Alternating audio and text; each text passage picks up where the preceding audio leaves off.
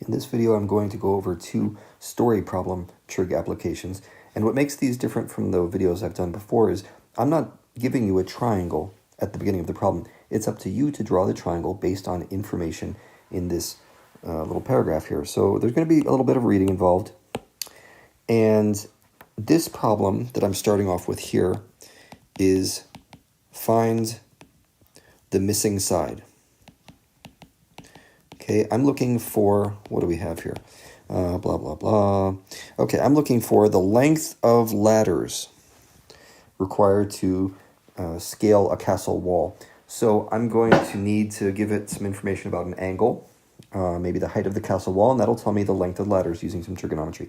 Now that's the first problem. In the second one, we're going to find the missing angle.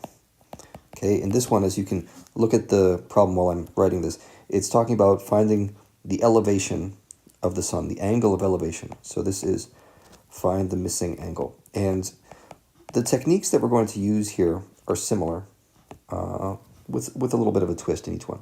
Okay, so back to number one. Thorgir, the muscle of Orsted, blah, blah, blah, Viking army. There's a wall, okay? I've got a wall that's 45 feet high. So that's what I'm getting from this story. I've got a right triangle. And, okay, so this is my castle wall, 45 feet high. And la, la, la. Okay, so here's your ladder. I want to know how long that ladder is. And the angle that it forms with the ground, according to this problem, is 74.8 degrees. Okay, we want to know how long is that ladder if I know the height of the wall and the angle. No problem. Take a look at your angle. Let me switch colors here so it's a little easier to see. Take a look at your angle and classify these two other important numbers as opposite, adjacent, or hypotenuse. Well, the ladder is obviously the hypotenuse. Okay, it's the diagonal of the triangle, the long side of the triangle. But this 45 degrees right here, you should recognize that as the opposite side.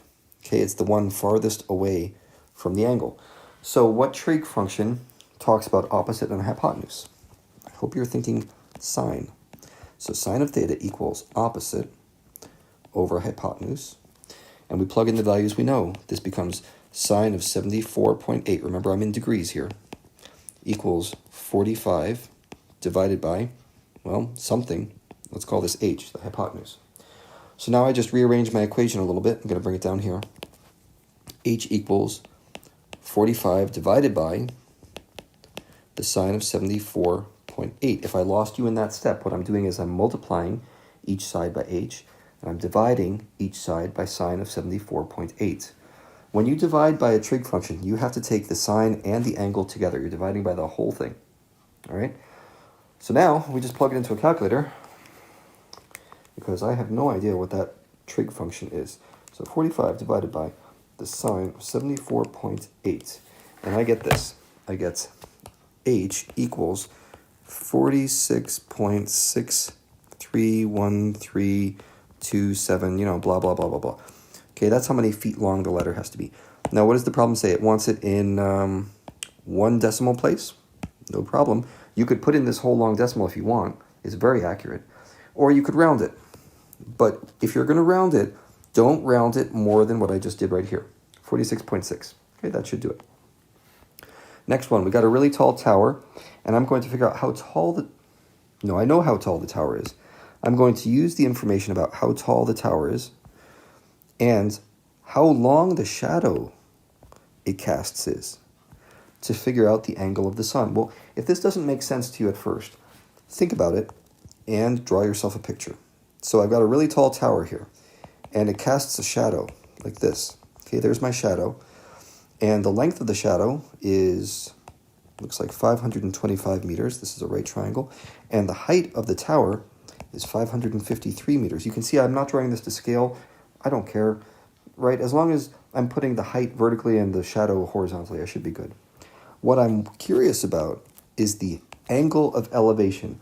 The angle of elevation means if you got some dude here, and this guy's looking up into the sky, how high is he looking to see the sun up here? Okay, so that's what angle of elevation means.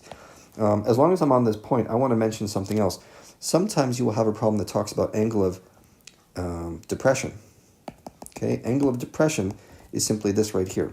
So we would have depression as an angle, and this over here is the angle of, sometimes it's called angle of inclination, sometimes it's called angle of elevation. They mean the same thing.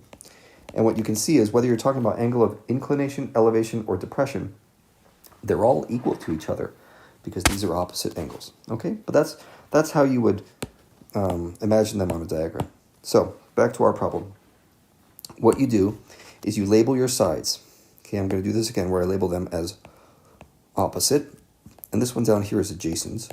So which trig function relates opposite and adjacent together? Well, I hope you're thinking about tangent. Tangent theta equals opposite over adjacent, right? SOH-CAH-TOA. So now we just plug in the values we know. I don't know tangent. I want to figure that out. I want to know what the tangent of theta is. But I do know the opposite is 553 and the adjacent is 525.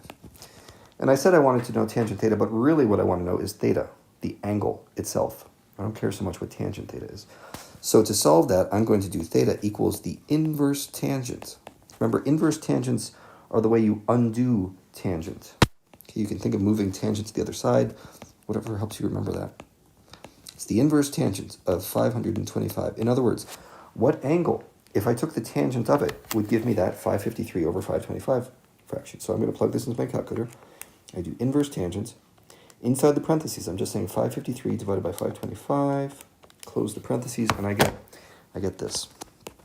Theta equals 46.4. I'm going to round this to, well, you know what? It's 49 or something. I'm going to round it to 46.5 degrees. Okay? You don't need to put the degree symbol in there.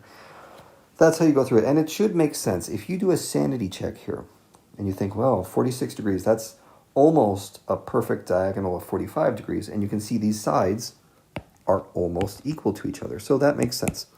And that's the process I'd like you to go through. Draw yourself a picture. Find the appropriate trig function based on what sides are given to you and what side is wanted if you're looking for a side. And then punch it into the calculator and do a quick sanity check. If you got something like 89 degrees here, well, that wouldn't make a whole lot of sense based on our picture, right?